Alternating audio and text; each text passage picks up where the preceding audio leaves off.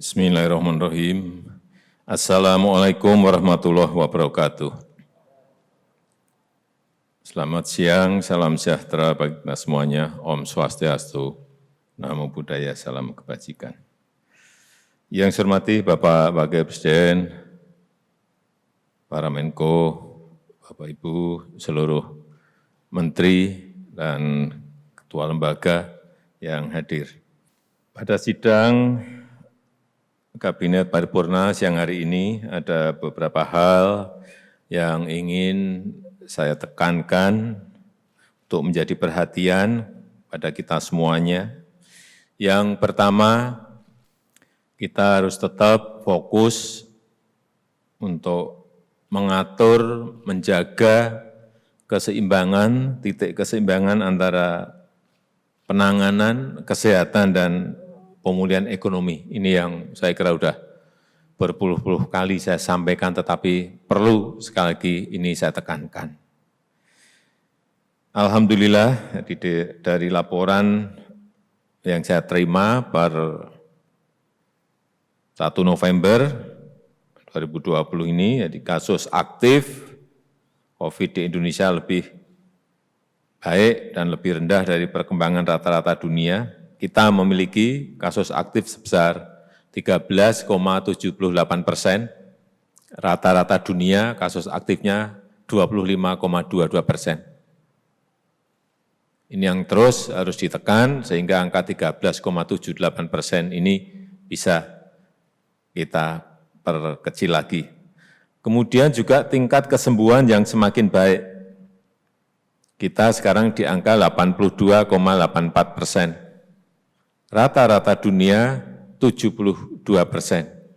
Di angka kesembuhan kita juga lebih baik. Ini agar juga diperbaiki lagi. Yang masih kita di atas rata-rata dunia adalah angka kematian atau kasus meninggal di Indonesia. Itu kita masih di angka 3,38%. Rata-rata dunia berada di angka 2,5%. Ini yang patut untuk menjadi perhatian kita semuanya. Dan yang berkaitan dengan COVID, saya ingin menekankan sekali lagi hati-hati, karena ini di Eropa sudah muncul gelombang kedua yang naiknya sangat drastis sekali. Jadi jangan sampai kita teledor, jangan kita kehilangan kewaspadaan sehingga kejadian itu terjadi di negara kita. Kita bisa lihat angka-angka beberapa negara, Perancis melompatnya dari berapa ke berapa, Italia juga melompatnya, Inggris, Jerman, Spanyol. Ada kenaikan yang sangat drastis ini agar menjadi perhatian kita semuanya dan kehati-hatian kita semuanya. Kemudian yang kedua, saya ingin menyampaikan untuk yang berkaitan dengan kuartal yang keempat. Ini adalah kuartal terakhir. Saya harapkan realisasi belanja kita betul-betul harus berada pada titik yang paling maksimal.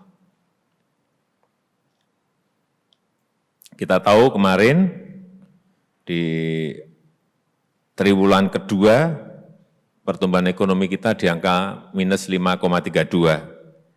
Di kuartal ketiga ini kita juga mungkin sehari, 2 hari, 3 hari ini akan diumumkan oleh BPS juga masih berada di angka minus, perkiraan kita di angka minus 3, naik sedikit. Dan ini memang kalau dibandingkan negara lain ya masih jauh lebih baik.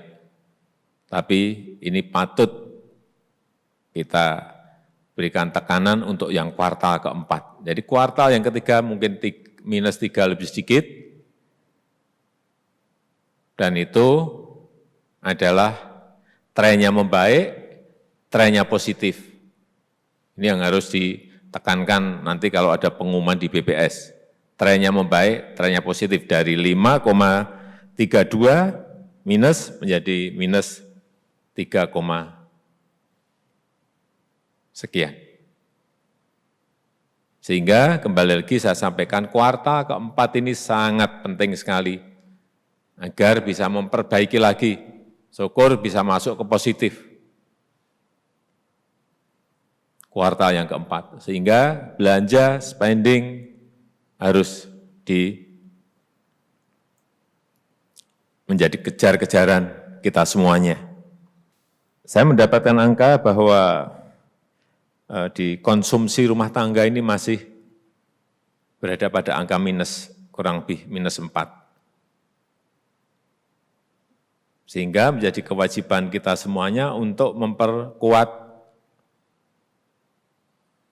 demand, sehingga konsumsi ini akan menjadi lebih baik. Kalau kuartal keempat sudah terselesaikan, semuanya maksimal membelanjakan anggarannya, hati-hati tolong disampaikan kepada Dirjen, Direktur, dan di seluruh jajaran yang Bapak Ibu pimpin, kuartal keempat bisa maksimal, tapi hati-hati di kuartal yang pertama 2021 juga harus mulai di start dari sekarang. Begitu Bapak Ibu menerima yang namanya DIPA, itu sudah bisa langsung ada lelang. Sehingga nantinya kita harapkan bulan Januari, Februari, Maret tidak stuck. Setelah kuartal keempat langsung drop. Kita harapkan kuartal pertama itu ada ungkitan juga untuk naik. Selain tentu saja yang perlu saya ingatkan, yang berkaitan dengan investasi. Jadi kembali lagi, kuartal pertama 2021 pun juga harus mulai didesain dari sekarang, agar kegiatan itu dimulai di bulan Januari. Terutama yang paling cepat adalah bantuan sosial. Mulai disiapkan sehingga Januari sudah bisa berjalan. Yang belanja modal, terutama infrastruktur, baik di Kementerian PU, Kementerian Perhubungan, dan kementerian yang lain yang bisa digiring untuk segera mulai. Kembali lagi ke investasi tadi, jadi investasi kita juga di kuartal ketiga ini minusnya masih di atas 5,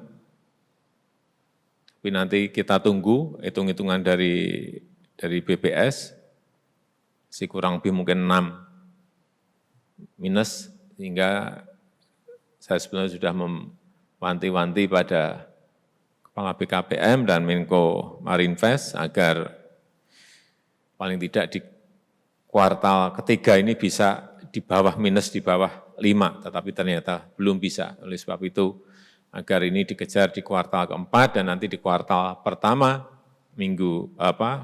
bulan Januari, Februari, Maret itu sudah mulai bergerak lagi.